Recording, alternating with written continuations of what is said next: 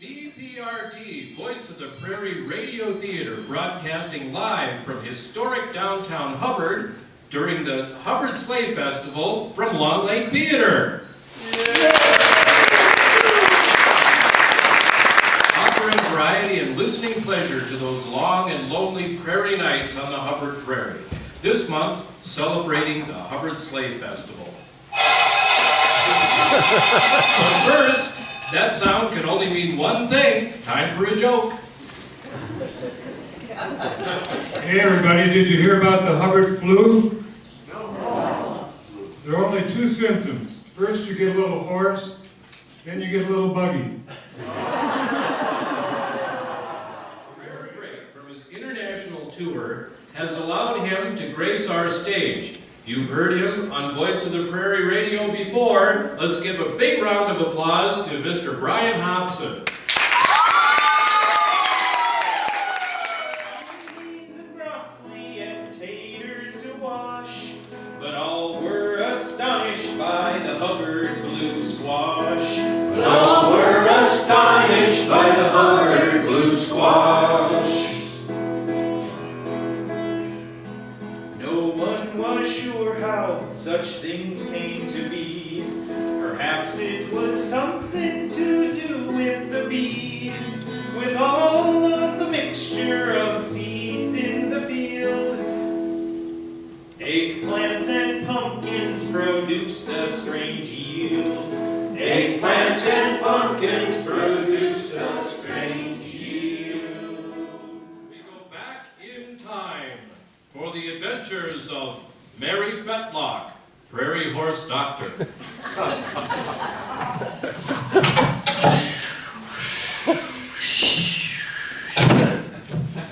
Hey, cold enough for you, Mary?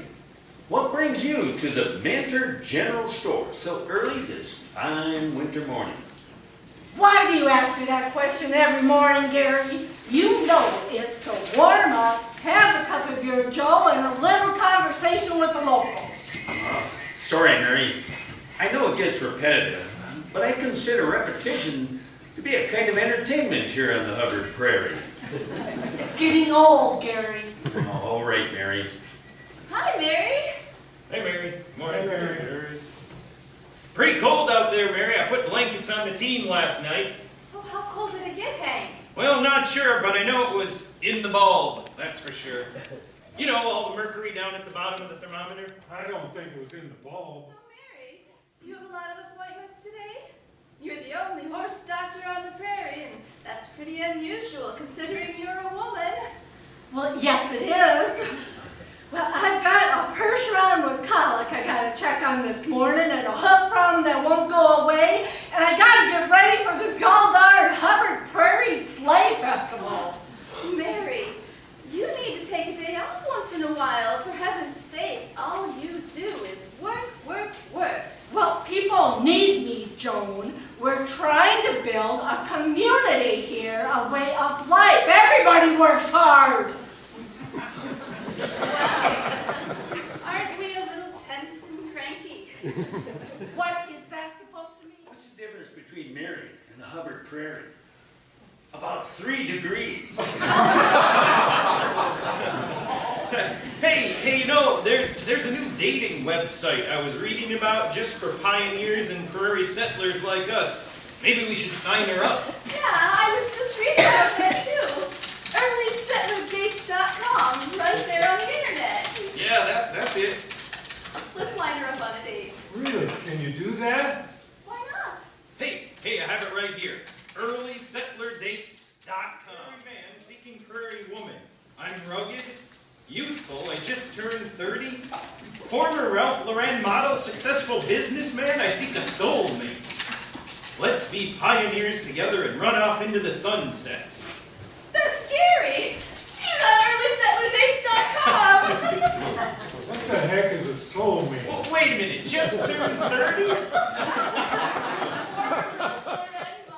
We're different people, Mom. Way different. So just let me do what I want in this house, and you stay out of my way. All right, dear. You're so smart. Karen, you let our teenage daughter walk all over you. You need to stand up for yourself. Honey, I was reading up about a camp for rude and unappreciative children. I'm thinking we should sign Lucy up. It might make a difference in her attitude. Do you think that's necessary, Bob? I do, honey. Lucy is running the house and you're delusional. Well, okay, Bob, if you insist. But where is this camp? What's it called? It's in sub-Saharan Africa, Karen. It's third world camp for snotty teenagers. Well, Sally Wilkerson was the best little gal you'd ever see. The Wilkersons, well, there ain't any better southern blood than the Wilkersons. Little Sally, she was just as pretty and beautiful.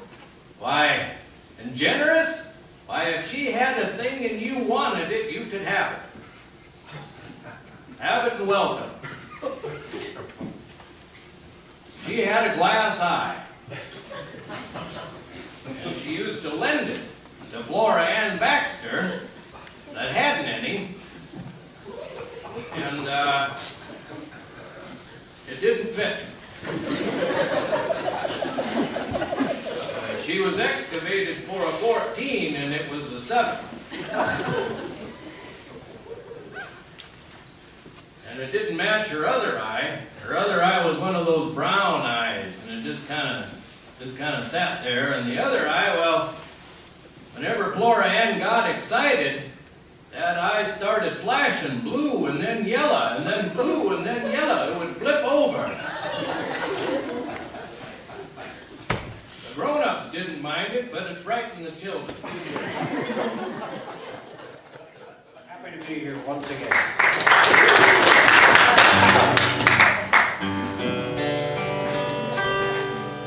There's a bluebird singing, There's a bluebird singing in the Blue Ridge Mountains, in the Blue Ridge Mountains, calling me back to my home.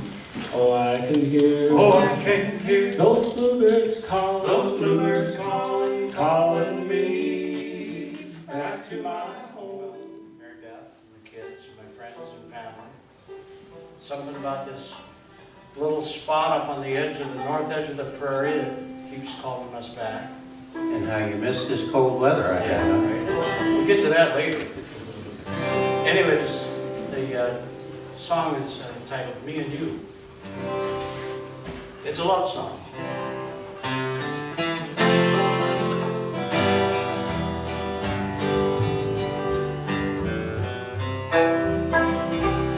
You know I hate to take the road on Sunday morning. I'd rather be at home close to you, where we watch the morning sunrise when it's breaking through the pine, out along that fence line wet with morning dew. It's been a long, long time since we parted. I've got a long time road still to do, and the highway years roll where the prairie meets the pine, and I'm